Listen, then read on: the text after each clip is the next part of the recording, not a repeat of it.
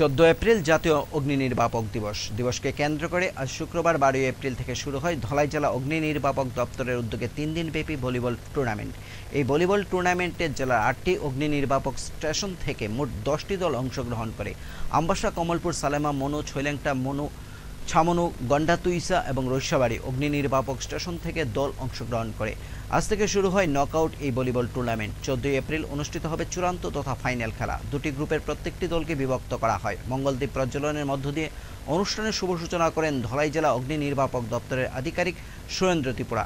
এছাড়াও উপস্থিত ছিলেন আমবাসা ফরেস্ট ডিভিশনের রেঞ্জার অনন্ত মালাকার, আমবাসা অগ্নি নির্বাপক দপ্তরের ভারপ্রাপ্ত আধিকারিক বিভাস পাল সহ 8টি অগ্নি নির্বাপক দপ্তরের স্টেশনের আধিকারিকরা।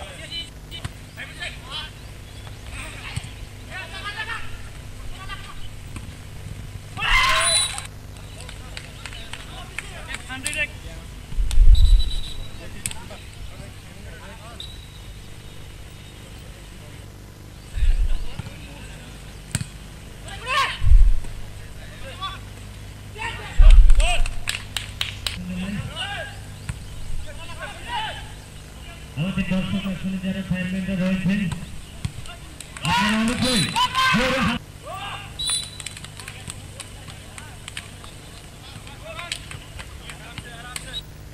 ফায়ার সার্ভিসে ন্যাশনাল ফায়ার সার্ভিসে 14 এপ্রিল এবং অগ্নি সুরক্ষা সপ্তাহ 14 এপ্রিল থেকে 20 এপ্রিল এই 7 দিন ব্যাপী আমাদের অগ্নি সুরক্ষা নিয়ে বিভিন্ন প্রোগ্রাম। আজকে 14 এপ্রিল উপলক্ষ করে আমরা আজকে নকআউট ভলিবল টুর্নামেন্ট, আজকে 12 তারিখ নকআউট টুর্নামেন্ট শুরু এবং আগামীকাল 13 তারিখ হবে আমাদের সেমিফাইনাল এবং 14 তারিখে গিয়ে আমরা ন্যাশনাল ফায়ার সার্ভিসে 14 তারিখে এই উপলক্ষে আমার একটা ফাইনাল ভলিবল টুর্নামেন্ট। আমরা এই ন্যাশনাল ডে উপলক্ষে বিভিন্ন জায়গায় প্রোগ্রাম করে থাকি।